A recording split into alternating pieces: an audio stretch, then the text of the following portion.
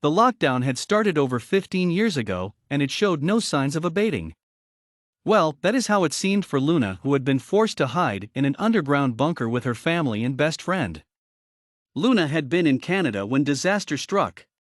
Canada, the land of the hopeful, the last safe haven.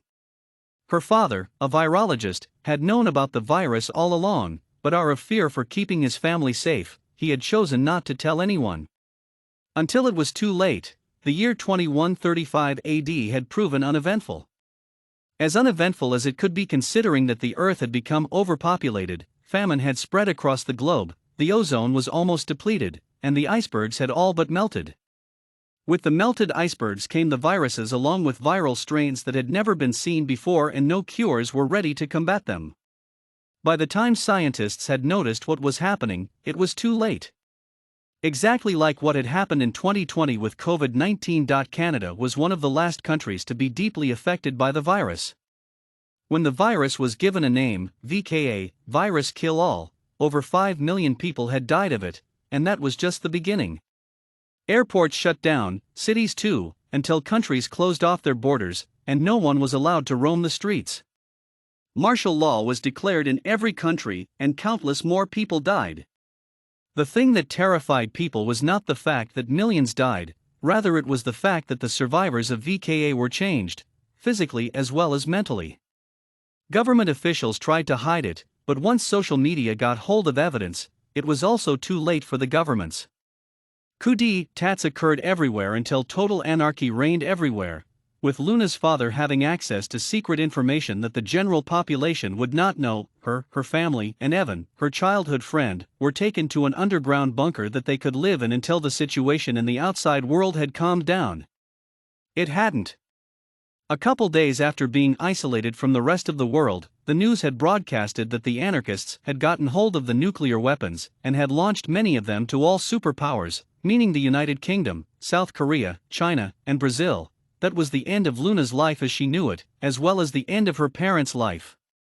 On hearing the news about the nuclear weapons, her parents had left the bunker in the hopes of saving at least a few innocent souls. They hadn't come back. At 10 years old, Luna and Evan were thrown into a situation that was out of their control, and with it came the responsibility of taking care of each other. They had done so. Over 15 years they had grown very close to each in more ways than one, and they knew everything about the other. With the nuclear weapons striking the planet, the news broadcasting systems had been completely destroyed, and only radios remained as the source to get news. The bunker proved to be very large upon searching through it. It contained 3 levels. The first level, the lowest, was where all of the machinery needed for the bunker to be livable were located. These included oxygen vents, clean water, and a waste disposal system. The second level had a garden where food could be grown, the living quarters, washing areas, and a living/study room. The uppermost floor, which was the smallest of them, only contained a small room with a door that led to the outside world.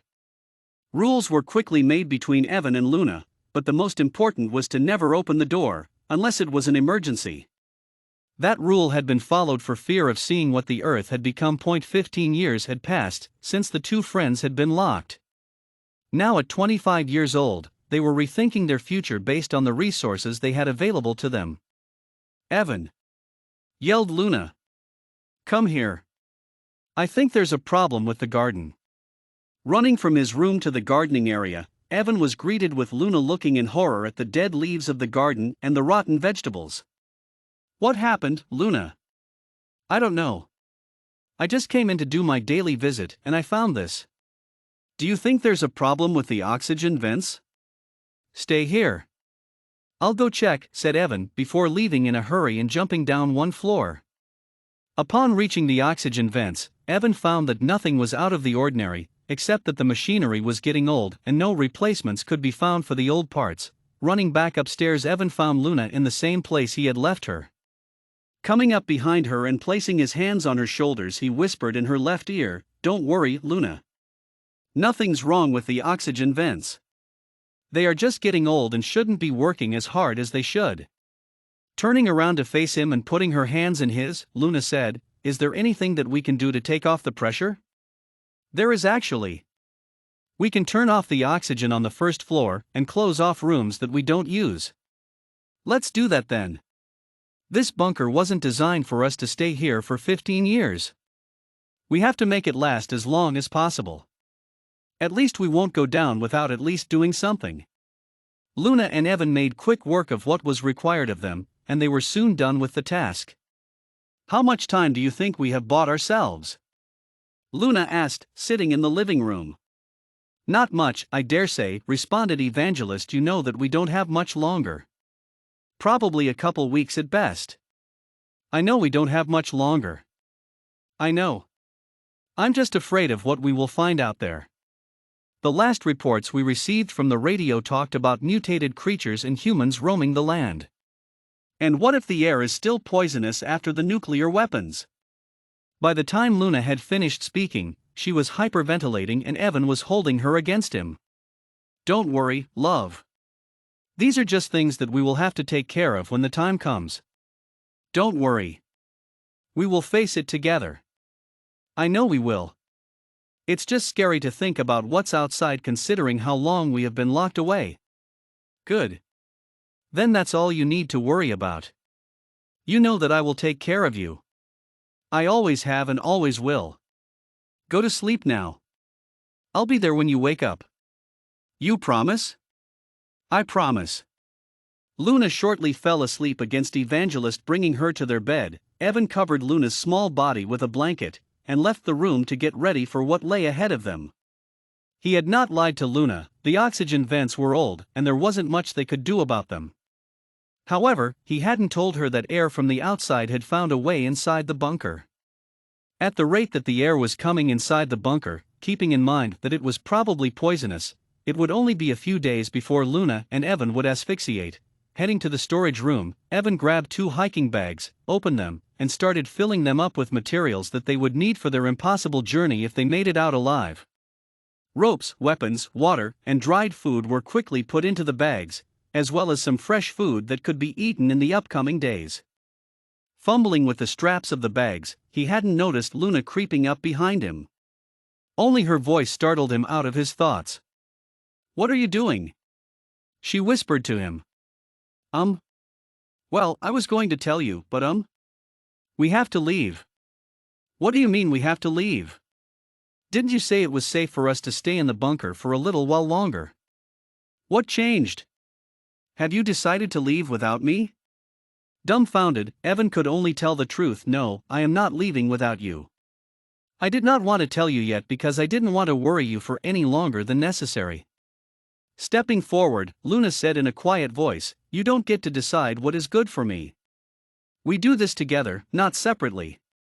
Why do we have to leave though? Earlier when I went to check to oxygen vents, I found out that air from outside was leaking in. I thought that I would start getting things ready for us. Okay, I completely understand the situation we are in. You should have just told me. So, when do we leave? Evan took a deep breath and answered, Tomorrow morning would be best. Then come to bed with me. We'll figure it out tomorrow. Luna led Evan back to their room where they both slept a restless night imagining all of the worst scenarios that could occur the next day. So many things could go wrong, and the worst that could happen would be both of them dying to the environment. The next morning was as stressful as both of them thought it would be. The breakfast they ate tasted like ashes and felt like rubber in their mouths. In what seemed like no time at all, both of them were ready with their bags and some oxygen masks that Luna had found while rummaging through the storage room. They might not work, but it's better to try, isn't? With the masks in place, Evan and Luna walked up to the uppermost floor, stood in front of the door and waited. Are you sure you want to do this? Evan asked. What other choice do we have? We would have had to leave the bunker soon anyway. It's better to do it on our own terms. You're right. We don't really have another choice. Let's do this, shall we?